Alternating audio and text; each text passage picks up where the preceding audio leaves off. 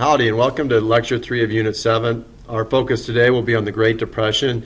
In the last Lecture 2 of Unit 7, we ended with the stock market crash, which is seen as a short-term cause of the Depression. Today we're going to begin looking at long-term causes of the Depression, things that occurred during the 1920s that set the United States up for this major catastrophe that would hit the economy and last throughout the decade of the 1930s. We'll also take a look at how the Great Depression impacted Americans as a whole.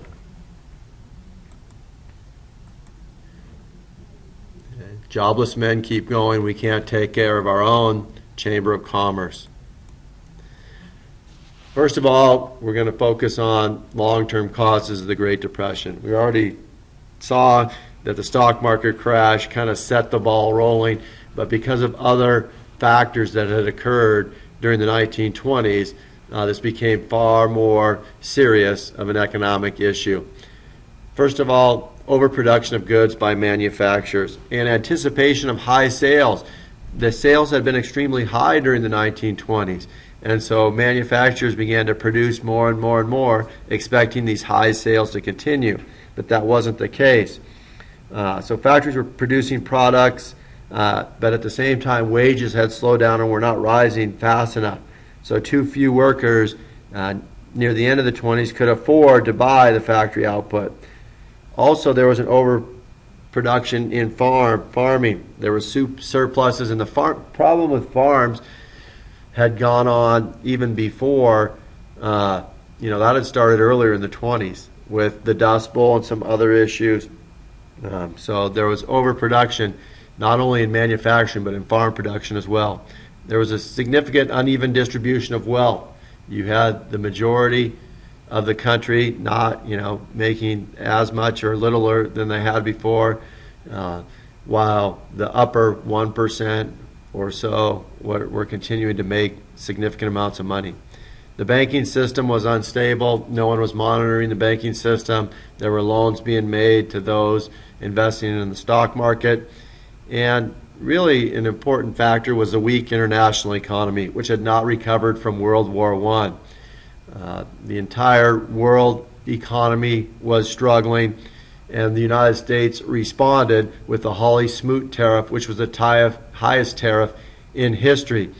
And the problem with this tariff was it kind of antagonized other nations or irritated other nations, and other nations passed similar tariffs against the United States. So Americans weren't buying American goods because they had lost their jobs and couldn't afford things, wages weren't high enough, and now foreign countries weren't buying American goods either.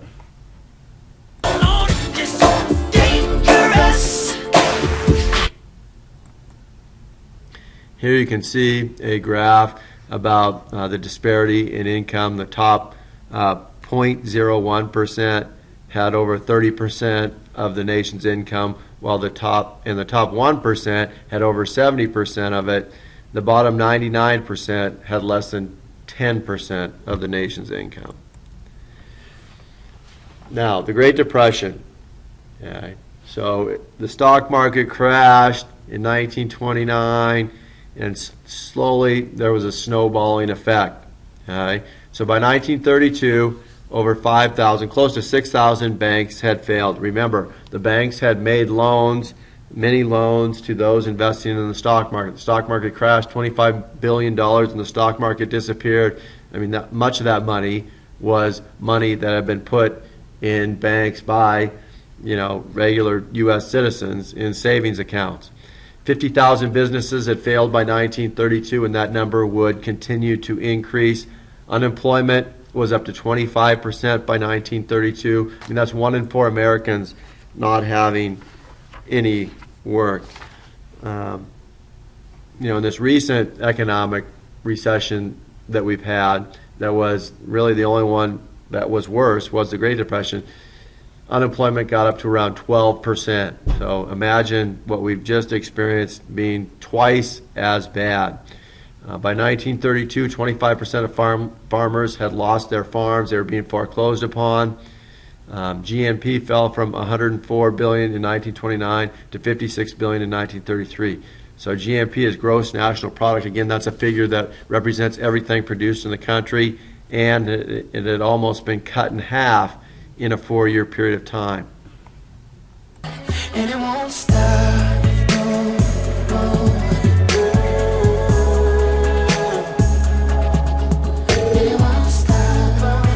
It's like this ball started rolling, and and the economy was, heading, spiraling downward, and it was difficult to stop. Once it gained as much momentum as it had because of all the factors that we discussed, not a lot could be done. Okay. Depression on consumer spending.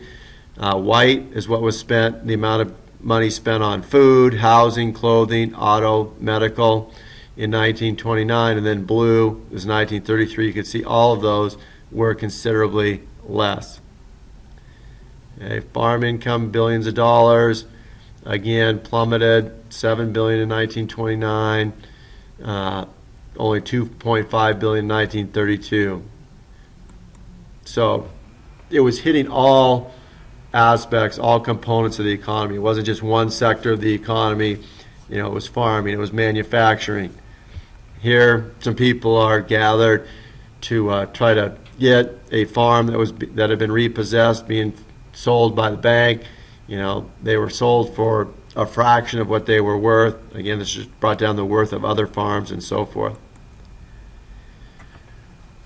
People suffered in the Depression, okay, and there was a lot of stress when people were out of work and couldn't pay their bills, and so society suffered as well. Many families broke up, marriage rates and birth rates declined.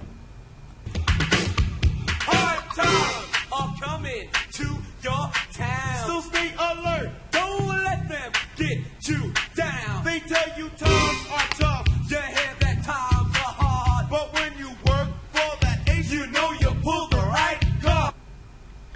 They definitely were hard times. Many Americans became homeless. 3 million Americans became hobos and lived in makeshift tent camps and camps built out of cardboard and wood outside of major cities, and these became known as Hoovervilles, which were named after President Hoover.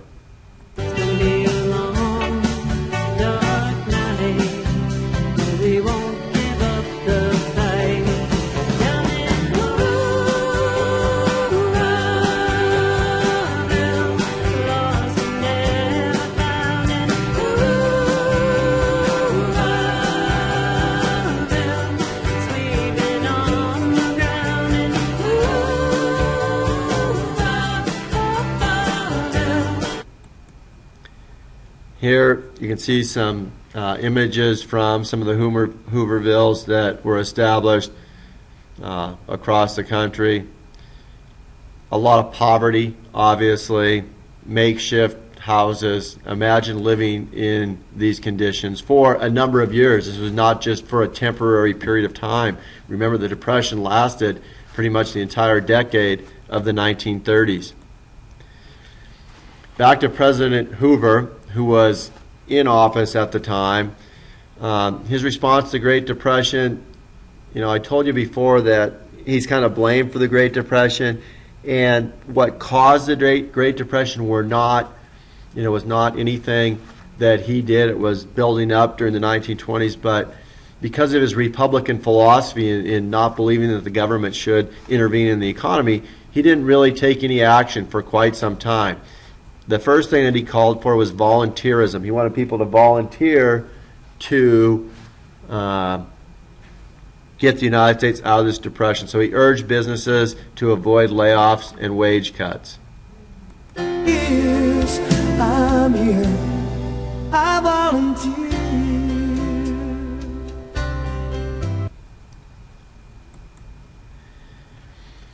The second part of his volunteerism is he wanted, instead of the government to give money to stimulate the economy, he wanted people to donate to charities and things like the YMCA, YWCA, food shelters, food banks, in order to help alleviate those that were suffering, ease the suffering of the people that were jobless and homeless and so forth. And that's a good idea if people are going to do it.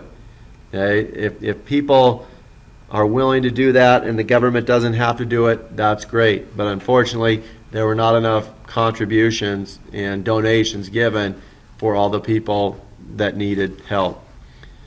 He kind of decided to change his approach a little bit in 1930 when he saw the volunteerism wasn't working. So in 1930, Congress appropriated $750 million for public buildings, highway construction, the building of the Hoover Dam, projects to create jobs. And again, this was going to be at the expense of the government, but is kind of moving toward the Democratic belief of stimulating the economy.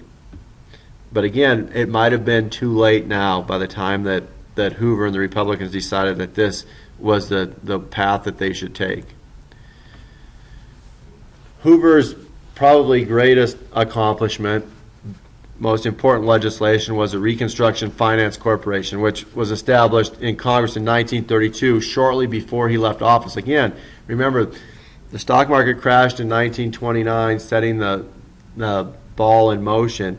And this is 3 full years later when this gets established. But he basically says Congress has the authority to borrow $1.5 billion for loans to railroads, banks, and other financial institutions.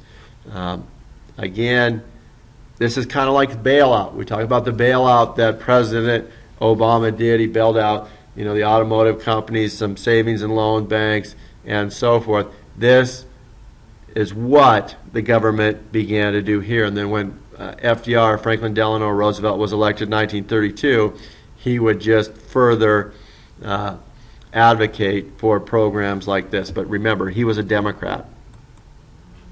Finally, Hoover, was getting blamed for a lot of these things. Some rightfully so, some not. But one problem that he had was the veterans of World War I had their pensions cut. And this was a problem. These people had served, and some of them had been injured, and so they have this march in Washington trying to protest that their pensions are being cut, and they start camping out. They're camping out outside of Washington, D.C., and it's not a violent protest or anything, but it's giving Hoover some bad publicity, so he decides to call in the Army to remove them, and that's probably the worst thing that he could have done. He calls in the Army to remove these veterans. It's not done violently or anything, but again, bad PR is he's seen kind of as heartless.